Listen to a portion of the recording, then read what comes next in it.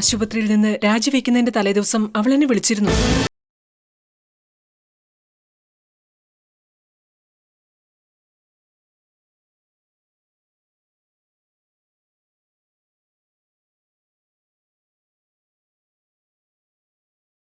എപ്പോഴെങ്കിലും മോളെ അവള് വിളിച്ചിട്ടുണ്ടോ? ഇല്ല. പക്ഷേ എനിക്ക് ഉറപ്പാ ആന്റി, അയാൾ അറിയാതെ അവൾക്കൊന്നും സംഭവിക്കില്ല.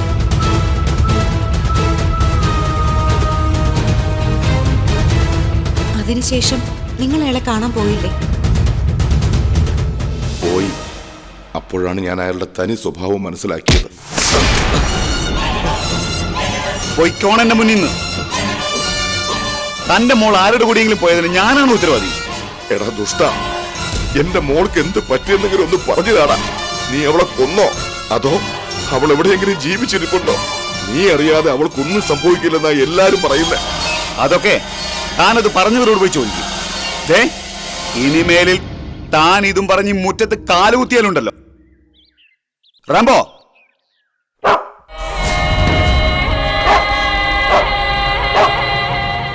Rambo stop.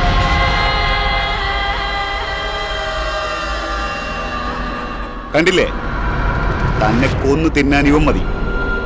മേലിൽ എന്നെ തേടി വരരുത്. തന്റെ മോൾ ആരുടെയെങ്കിലും കൂടെ പോയതിന് സമാധാനം പറയാൻ എന്നെ കൊണ്ട് പറ്റില്ല. ഇറങ്ങിപ്പോടൂ, ഇറങ്ങിപ്പോകാൻ.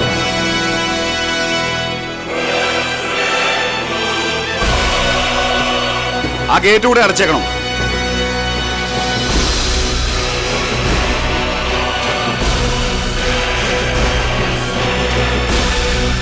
Rambo, go back.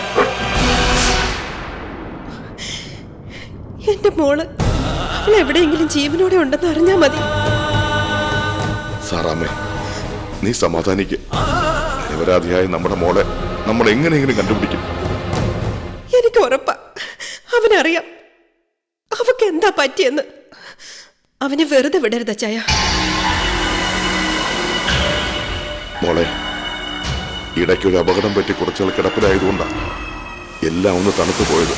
കണ്ടില്ലേ, ഈ വാക്കി സ്റ്റിക്ക് വേണം എനിക്കിപ്പോ. പക്ഷേ ഇനി കാര്യങ്ങൾക്കൊരു തീരുമാനമുണ്ടാകും. അതിനുള്ള കാര്യങ്ങളൊക്കെ ഞാൻ ചെയ്തിട്ടുണ്ട്. പക്ഷേ മോൾ അവിടുന്ന് എങ്ങനെയെങ്കിലും രക്ഷപ്പെടണം. അതെത്രയും വേഗം. ആ വീടൊരു ചെകുത്താൻ കോട്ടയാ മോളെ. ഒരു പ്രത്യേക സാഹചര്യത്തിലാ ഞാൻ വിവാഹം കഴിച്ച വീട്ടിൽ വന്നത്. പക്ഷെ അവിടെ വന്നപ്പോഴേ എനിക്ക് മനസ്സിലായത് എന്റെ ജീവിതവുമായി ബന്ധപ്പെട്ട ഒരുപാട് ചോദ്യങ്ങൾക്കുള്ള ഉത്തരം ചിലപ്പോൾ അവിടുന്ന് കിട്ടുമെന്ന്.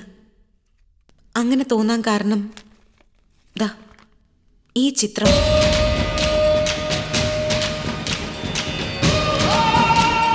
എമിലിക്കൊപ്പമുള്ള ഇയാളെ അറിയോ? ഇയാളുമായി എമിലിക്ക് എന്താ ബന്ധം? ഇത് നൗഫലല്ലേ? അതെ, അറിയോ നൗഫലിനെ? മോളുടെ അടുത്ത ചങ്ങാതിയായിരുന്നു. എന്ത് സഹായത്തിനും അവൾക്ക് തുണയായിരുന്നു നൗഫൽ. പക്ഷേ അവൾ ആ ഡോക്ടറുടെ കാര്യം നൗഫലിൽ നിന്ന് പോലും മറച്ചു വെച്ചു. ആട്ടെ, ഈ നൗഫൽ ഇപ്പം എവിടെയാ? ഒരുപാട് നാളായി കണ്ടിട്ട്. അല്ല, ഈ നൗഫൽ മോളുടെ ആരാ? അത് എൻ്റെ കളിക്കൂട്ടുകാരനാ. എനിക്ക് സഹോദര തുല്യം. പക്ഷെ നൗഫൽ ഇപ്പൊ ജീവിച്ചിരിപ്പില്ല.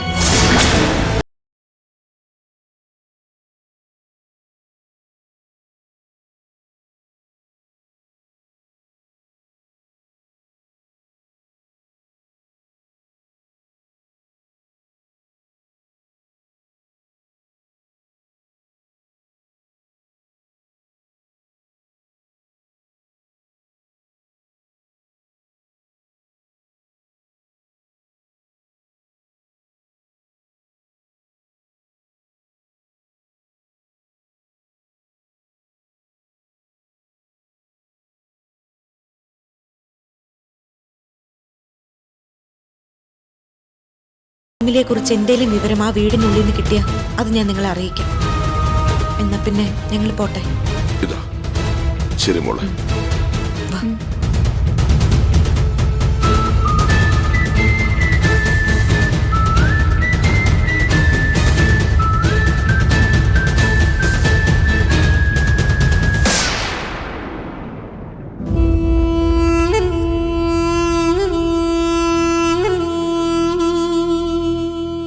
എന്ത് തോന്നുന്നു? ഇനി നമ്മൾ എന്ത് ചെയ്യണം? കേട്ട കഥകളൊന്നും വിശ്വസിക്കാൻ പറ്റാത്തതാണ്. നീ പറഞ്ഞതുപോലെ നൗഫലിന്റെ ആത്മാവ് മാത്രമല്ല നിന്നെ തേടി വരുന്നത്. ഒരുപക്ഷെ എമിലിയുടെ സാന്നിധ്യവും നിന്റെ പിന്നാലെ തന്നെ ഉണ്ടെങ്കിലോ? എന്ന് പറഞ്ഞാൽ ആ പെണ്ണ് ചത്തുകാണെന്നാണ് ചേച്ചി പറയുന്നത്. അതിന് നമുക്ക് ഉറപ്പില്ല, തെളിവുകളുമില്ല. ആ വീട്ടിൽ എമിലി ഉണ്ടായിരുന്നു എന്നത് പീറ്ററേട്ടനും സാറ ചേച്ചിയും പറഞ്ഞു മാത്രമേ നമുക്കറിയൂ. യഥാർത്ഥത്തിൽ അവൾ എവിടെയാണെന്ന് അറിയാവുന്നത് സിദ്ധാർത്ഥനും അമ്മയ്ക്കും മാത്രമാണ്. അവൾക്ക് എന്ത് പറ്റിയെന്ന് നമുക്ക് കണ്ടെത്തണം. എങ്ങനെ? അതിന് എന്താ ഒരു വഴി? അതിനൊക്കെ വഴിയുണ്ട്. പക്ഷേ എമിലിയുടെ നൗഫലിന്റെ സൗഹൃദത്തിന്റെ കൂടുതൽ തെളിവുകൾ നമുക്ക് ഇനിയും കിട്ടിയേ തീരും. ഇത്രയും കേട്ടറിഞ്ഞത് വെച്ച് നോക്കുമ്പോൾ നൗഫലിന്റെ കൊലപാതകത്തിൽ വിജയേട്ടൻ്റെ ഒപ്പം മറ്റാരെങ്കിലും ഉണ്ടോ എന്ന് കൂടി സംശയിക്കേണ്ടി വരും. അതെ, ഇതുവരെ ആരും അറിയാതെ എവിടെയോ മറഞ്ഞു കിടന്നിരുന്ന ഒരു രഹസ്യം നൗഫലിന്റെ മരണത്തിനൊപ്പമുണ്ട്. അതിനെ പുറത്തു കൊണ്ടുവരണം. അതിന് നിയമത്തിന്റെ വഴിയെ തന്നെ സഞ്ചരിക്കണം. തൽക്കാലം നമ്മൾ അറിഞ്ഞ വിവരങ്ങൾ ആരോടും പറയരുത്. വ്യക്തമായ തെളിവുകൾ കിട്ടുന്നതുവരെ നിയമപരമായി നമ്മളെ സഹായിക്കാൻ പറ്റുന്ന ഒരാളെ നമുക്ക് വേണം. അതെ അനുചേച്ചി, നമുക്ക് വിശ്വസിക്കാവുന്ന ഒരാൾ. നമുക്ക് ശ്യാമിനെ തന്നെ വിളിച്ചാലോ? ഈ രഹസ്യങ്ങൾ ഇപ്പോൾ ശ്യാമിനോട് പറയേണ്ടി വരില്ലേ? അതവൻ രേഖയോട് പറയില്ലേ എടുത്തി? ഇല്ല, ശ്യാമിനെ നമുക്ക് വിശ്വസിക്കാം. അവന്റെ ചില സഹായങ്ങൾ നമുക്ക് കൂടിയേ തീരും.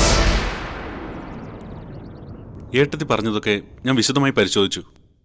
ഏട്ടത്തിയുടെ സംശയങ്ങൾ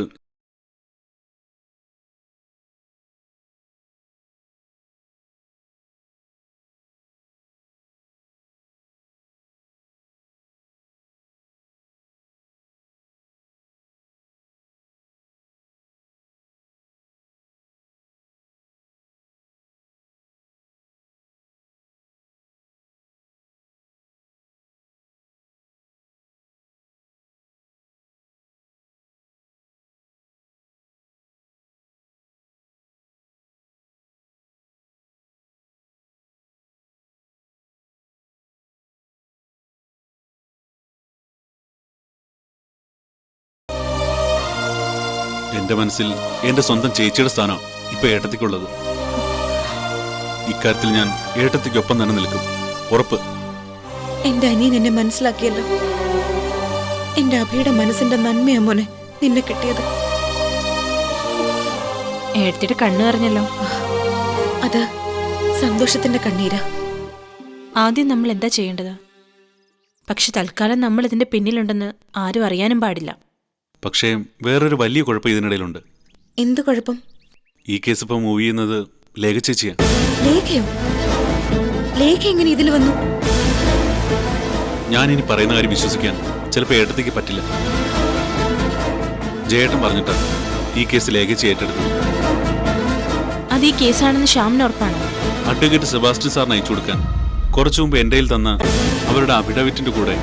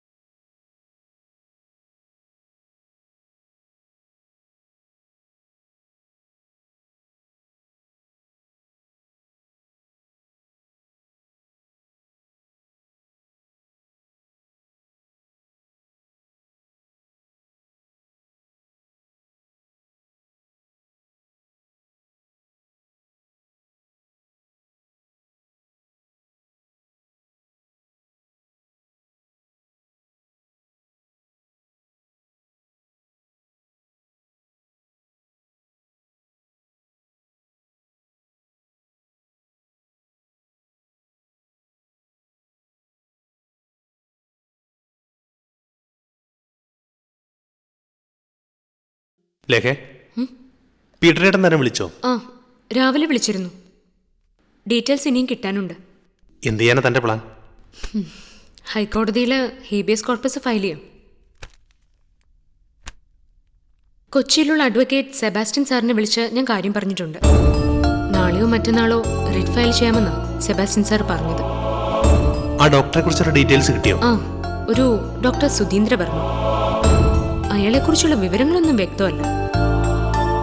സത്യത്തിൽ ആ കുട്ടിയെ തിരിച്ചു കിട്ടുമെന്ന് ലേഖയ്ക്ക് തോന്നുന്നുണ്ടോ? അതൊന്നും ഇപ്പൊ പറയാൻ കഴിയില്ല ചേട്ടാ. പക്ഷേ അവൾക്ക് എന്ത് സംഭവിച്ചെന്ന് അയാൾക്ക് പറയേണ്ടി വരും. പക്ഷേ മറ്റൊരു പ്രശ്നമുണ്ട്. അയാൾ എമിലിയെ വിവാഹം കഴിച്ചതിന്റെ ഒരു തെളിവും പീറ്ററിന്റെ കയ്യിലില്ല. അയാളാണ് അവളെ കൊണ്ടുപോയെന്നതിന് ഉറപ്പ് നൽകുന്ന മറ്റു സാക്ഷികളും ഇല്ല. അല്ല, ഒരു കൂട്ടുകാരിയുടെ കാര്യം പറഞ്ഞത്? ആ കൂട്ടുകാരിയെ കണ്ടെത്താൻ പീറ്ററേട്ട ശ്രമിച്ചുകൊണ്ടിരിക്കുക. ലേഖേ, എങ്ങനെയെങ്കിലും നമുക്ക് അവളെ കണ്ടുപിടിച്ച് പീറ്ററേട്ടനെ ഏൽപ്പിക്കണം. അത്രയ്ക്ക് കടപ്പാടുണ്ട് എനിക്ക് അവരോട്. എൻ്റെ ഭാര്യയാണെങ്കിലും താനൊരു വക്കീല. ഞാൻ തന്നോട് റിക്വസ്റ്റ് ചെയ്യും, ഇതിലൊരു ഉപേക്ഷയും വിചാരിക്കരുത്. എന്താ ചേട്ടാ ഇത്? ജേട്ടന് ഒരുപാട് സഹായങ്ങൾ ചെയ്തു തന്ന നല്ല മനസ്സിനുടമയല്ലേ പീറ്ററേട്ടൻ? സാറ ചേച്ചിയുടെയും പീറ്ററേട്ടന്റെ മുന്നിൽ ജേട്ടന്റെ വാക്കിന് വിലയുണ്ടാവും. എന്ത് പ്രശ്നങ്ങൾ നേരിടേണ്ടി വന്നാലും എമിലിയെ കണ്ടുപിടിക്കാൻ എന്നെ കൊണ്ട് ചെയ്യാവുന്നതെല്ലാം ഞാൻ ചെയ്യും. പോരെ? മതിയിടോ, തന്നെ കുറിച്ച് എനിക്കിപ്പോൾ അഭിമാനമുണ്ട്. തൻ്റെ നല്ല മനസ്സിനോട് ആദരവുമുണ്ട്. ഇങ്ങനെ പുകഴ്ത്തിയാലേ ഞാൻ പൊങ്ങിന്റെ മോളിൽ ചെന്ന് മുട്ടും. സ്വന്തം ഭാര്യയെ ഇടയ്ക്കൊക്കെ ഇങ്ങനെ പുകഴ്ത്തുന്നത് നല്ലതാണെന്ന് എനിക്ക് തോന്നുന്നത്. അപ്പോ ജേട്ടന്റെ മനസ്സിൽ എന്നോട് സ്നേഹം കൂടി തുടങ്ങി അല്ലേ ചേട്ടാ? ഒരു ഭാര്യ എന്ന നിലയിൽ എൻ്റെ ഉള്ളിൽ തനിക്കുള്ള സ്ഥാനം ഇപ്പൊ വളരെ വലുതാ. അത് മാത്രമല്ല, താൻ പറഞ്ഞ പോലെ തന്നോടുള്ള സ്നേഹത്തിന്റെ അളവ് ഞാൻ അറിയാതെ തന്നെയാ കൂടിയത്. എന്ന് പറഞ്ഞാൽ ഞാൻ തന്നെ സ്നേഹിച്ചു തുടങ്ങിയെന്ന് തന്നെയാ അതിനർത്ഥം. എന്റെ ഈശ്വര, ഇങ്ങനൊരു വാക്ക് ജേട്ടൻ പറയുന്നത് കേൾക്കാൻ എത്ര നാളായി ഞാൻ കൊതിയോടെ കാത്തിരിക്കുന്നു. ജേട്ടാ, എല്ലാ സൗഭാഗ്യങ്ങളും ഉള്ള മംഗല്യവതിയായ ഒരു സ്ത്രീയായി മാറാൻ എനിക്ക് ഈ വാക്ക് മാത്രം മതി. താൻ എന്തൊക്കെയാണോ ഈ പറയുന്നത്? അതെ ചേട്ടാ, അത്രയ്ക്ക് സന്തോഷമായി എനിക്ക്. ഇനി ഒരു കാര്യം കൂടി നമ്മുടെ ജീവിതത്തിൽ സംഭവിച്ചാൽ എല്ലാ അർത്ഥത്തിലും ഞാൻ സൗഭാഗ്യവതിയാവും. താനെന്താ ഉദ്ദേശിക്കുന്നത്? അത് അത് കുടുംബംപിള്ള അമ്മാവൻ അന്ന് പറഞ്ഞില്ലേ ആ കാര്യം. എന്ത് കാര്യം? അതൊക്കെ ഞാൻ പറയാതെ തന്നെ ചേട്ടൻ മനസ്സിലാക്കേണ്ടതാ. താൻ കാര്യം തുറന്നു പറയണോ?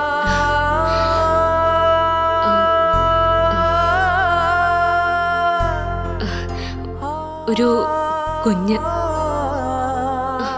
മറന്നുപോയി ചേട്ടൻ? ആ, ഞാൻ മറന്നിട്ടില്ല. എന്താ പറ്റില്ല?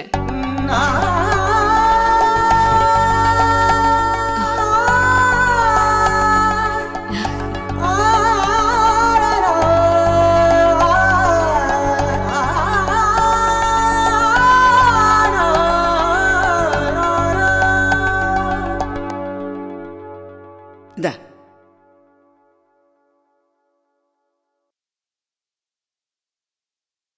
അരുന്ധതിയുടെ വിവാഹം കഴിഞ്ഞതോടെ ആശ്വാസമായത് ലേഖയ്ക്ക അല്ല കുഞ്ഞമ്മേ? അതേ കൊച്ചാട്ടാ, ഇപ്പൊ രണ്ടും കൂടെ നല്ല സ്നേഹത്തിലാ. ചിരിയും വർത്താനം ഒക്കെ ഉണ്ട്. ആ, അത് ശരിയാ കുഞ്ഞമ്മേ. അതിന്റെ ഒരു സന്തോഷം അവന്റെ മുഖത്ത് കാണാനുണ്ട്. ഇനി എന്നും അങ്ങനെ സന്തോഷമായിട്ട് തന്നെ അങ്ങ് ജീവിച്ചാ മതി. ആ, ദാ വന്നല്ലോ. എന്താടി ഒരു ചിരി? ഇത്രയ്ക്ക് സന്തോഷിക്കാൻ എന്താ ഉണ്ടായേ? ഇങ്ങോട്ട് വാടി. എന്താടി നിനക്ക് ഇത്ര സന്തോഷം? ലേഖമോളെ, സന്തോഷിക്കാനുള്ള കാര്യമാണെങ്കിൽ ഞങ്ങളോടും കൂടി പറയേ. ഇതെങ്ങനെ എല്ലാരോടും പറയാൻ പറ്റുന്ന കാര്യമൊന്നല്ല. എടി പെണ്ണ, കാര്യം പറയടി, ചുമ്മാ മനുഷ്യനിട്ട് കളിപ്പിക്കാതെ. അതെ, ജേട്ടന്റെ മനസ്സിലിപ്പോ എന്നോട് ഭയങ്കര സ്നേഹം. അവൻ അങ്ങനെ പറഞ്ഞോ? അത് മാത്രല്ല, വേറെയും ചില കാര്യങ്ങൾ ഉടനെ നടക്കും. എടി പെണ്ണെ, അവന്റെ മനസ്സ് മാറുന്നതിന് മുമ്പ് നീ ഒരു കൊച്ചിനെ പ്രസവിച്ചേക്കണം, മനസ്സിലായോ? ഒന്ന് പോകും ഞാൻ. ഓ പിന്നെ അവിടെ ഒരു നാണം. ഇത് കണ്ടോ കൊച്ചാട്ടാ? ലേഖമോളെ, കല്യാണം കഴിഞ്ഞാ പിന്നെ എല്ലാ കുടുംബത്തിലും അച്ഛനും അമ്മയും ഒക്കെ ഒരു കാത്തിരിപ്പാ. എന്തിനാന്നറിയാവോ? ഒരു കുഞ്ഞിക്കാല് കാണാൻ. ഇവിടെ ഇപ്പം അതിനു വേണ്ടി കാത്തിരിക്കാൻ ഞങ്ങളല്ലേ ഉള്ളൂ. ഞങ്ങളെ നിരാശപ്പെടുത്തരുത് കേട്ടോ. ഇനി നീ പ്രസവിച്ച് ഇങ്ങോട്ട് തന്നാ മതി, ബാക്കിയൊക്കെ ഞാൻ ഏറ്റു. അല്ലേ ഓച്ചാട്ടാ? ആ, പക്ഷേ എത്രയും പെട്ടെന്ന് വേണം. അമ്മാവൻ ഈ കുടുംബത്തിലേക്ക് കാലുകുത്തേണ്ട ഐശ്വര്യം ജേട്ടന്റെ ഈ മാറ്റം. അല്ലേ, ഇത് നല്ല കൂത്ത്. അപ്പൊ ഞാൻ കാലുകുത്തിയതിന് ഒരു വിലയില്ലേ? ആര് പറഞ്ഞു ഇല്ലെന്ന്? കുഞ്ഞമ്മ ഈ വീടിന്റെ ഐശ്വര്യല്ലേ? എന്നാ പിന്നെ അതൊരു ബോർഡിൽ എഴുതി നീ പുറത്ത് തൂക്കിയിട്. അല്ല പിന്നെ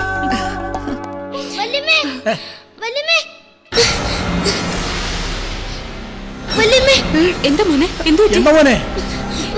നീ കരയാതെ കാര്യം പറ. എന്താ ആര്? എന്തുവാ എന്താ മോനെ പറയുന്നേ? എന്റെ അച്ഛൻ എന്റെ അമ്മ തലക്കടിച്ചു കൊന്നു. അയ്യോ, മോൻ കരയാതെ. എന്താ എന്താ ലേഖ? ജയ, ഒന്ന് വേഗം വാടാ. ഈ കൊച്ചു ചേർക്കാൻ പറയുന്നത് കേട്ടോ? ഇവ പറയുന്നത് കേട്ടോ? മോനെ എന്തു പറ്റിയടാ? അർജുൻ, കരയാതെ കാര്യം പറ. എന്റെ അമ്മ എന്റെ അച്ഛൻ കൊന്നു വലിച്ച. അമ്മയ്ക്ക് അനക്കില്ല വലിച്ച. അച്ഛൻ അമ്മയുടെ തല തല്ലി പൊട്ടിച്ചു. അവിടെ എല്ലാം ചോരയാ. എന്റെ അമ്മ രക്ഷിക്കണേ വലിച്ച. എന്റെ അമ്മ രക്ഷിക്ക. അമ്മയ്ക്കൊന്നും ആലോചിച്ച് നിൽക്കാതെ വാ ചെയ്യാ. വാ വാ മോനെ, പോ. ലേഖ, വാ. വാ മോളെ, ഞാനിവിടെ വരാം. വേണ്ട കുഞ്ഞമ്മ, ഞങ്ങൾ പോയിട്ട് വരാം. എന്റെ ദൈവമേ, ആ ദ്രോഹി അവളെ കൊന്നു.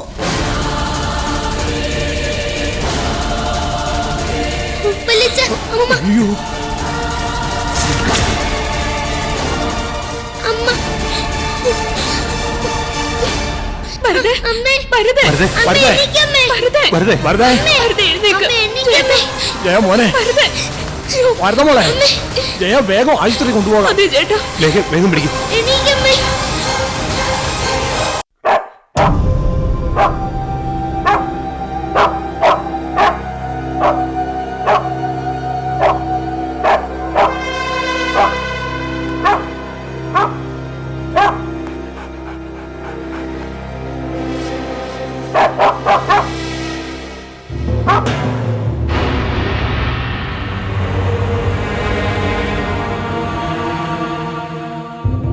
അരുന്ധതി, എന്താ ഇവിടെ വന്ന് നിൽക്കുന്നേ? ഞാൻ ഈ വീടിന് ചുറ്റിനുള്ളതെല്ലാം ഒന്നുകൂടി നോക്കിക്കാണുമായിരുന്നു. അത് താൻ നേരത്തെ നോക്കി കണ്ടതല്ലേ, പിന്നെന്താ ഇപ്പോ? ചിലതൊക്കെ ആവർത്തിച്ച് കണ്ടാലേ മനസ്സിലാകും. താൻ പറയുന്നൊന്നും എനിക്ക് മനസ്സിലാവുന്നില്ല. ഈ വീട്ടിൽ മറിഞ്ഞു കിടപ്പുണ്ട് അങ്ങനൊരു കാഴ്ച. ആദ്യം ഞാനത് കണ്ടു. പക്ഷെ നിങ്ങൾ അമ്മയും മകനും ചേർന്ന് അതെന്റെ കാഴ്ചയിൽ നിന്നും മറയ്ക്കാൻ ശ്രമിച്ചു. ഈ വീടിനകത്ത് തന്നെയാണ് നിങ്ങളത് മറച്ചു വെച്ചിരിക്കുന്നത്. അരുന്ധതി, ഇത് വെറും തെറ്റിദ്ധാരണയാണ്. ഞങ്ങളൊന്നും മറച്ചു വെച്ചിട്ടില്ല. ഇല്ലേ? ഇല്ല. പിന്നെ ഈ എമിലി ആരാ? ഞെട്ടണ്ട. അത്ര വിദഗ്ധമായിട്ടാണ് നിങ്ങളത് മറച്ചു വെച്ചത്. നിങ്ങളോടൊപ്പം ജോലി ചെയ്തിരുന്ന ജൂനിയർ ഡോക്ടർ എമിലി സാറയുടെ ഫോട്ടോ എങ്ങനെയാ എന്റെ മുറിയിൽ വന്നത്? അരുന്ധതി, നീ ഇതൊക്കെ ഞാനെങ്ങനെ അറിഞ്ഞു എന്നാണ്? അതാണ് നിയോഗം. അതുമാത്രമല്ല, നിങ്ങളുടെ യഥാർത്ഥ പേര് പോലും നിങ്ങൾ എന്നിൽ നിന്ന് മറച്ചു വെച്ചു. ഞാനിപ്പോ വിശ്വസിക്കുന്നത് എമിലി തന്നെ സ്വയം എന്നെ തേടി വന്നതാണെന്നാണ്. അങ്ങനെ വിശ്വസിക്കാൻ വേറെയും ചില കാരണങ്ങളും തെളിവുകളും ഉണ്ട്. എന്ത് തെളിവുകൾ? അതൊക്കെ ഞാൻ പിന്നീട് പറയാം. പക്ഷേ എനിക്കിപ്പോ അറിയേണ്ട ഒരു കാര്യം നിങ്ങൾ പറഞ്ഞു തന്നേ പറ്റൂ. എത്ര നാൾ ആ പെൺകുട്ടി നിങ്ങളോടൊപ്പം ഈ വീട്ടിൽ താമസിച്ചു? അത് ഇനി അങ്ങനെ ഒരാളെ അറിയില്ലെന്നോ അങ്ങനെ ഒരാൾ ഇവിടെ താമസിച്ചിട്ടില്ലെന്നോ ഡോക്ടർ പറയരുത്. താമസിച്ചത് ഭാര്യയായിട്ടാണോ അതോ ഭാര്യയെ പോലെയോ? അതുമാത്രമല്ല, ഇത് നിങ്ങൾ എന്നോട് മറച്ചു വെച്ചത് ഒട്ടും ശരിയായില്ല. അരുന്ധതി, ഒരു കാര്യം ഓർക്കണം.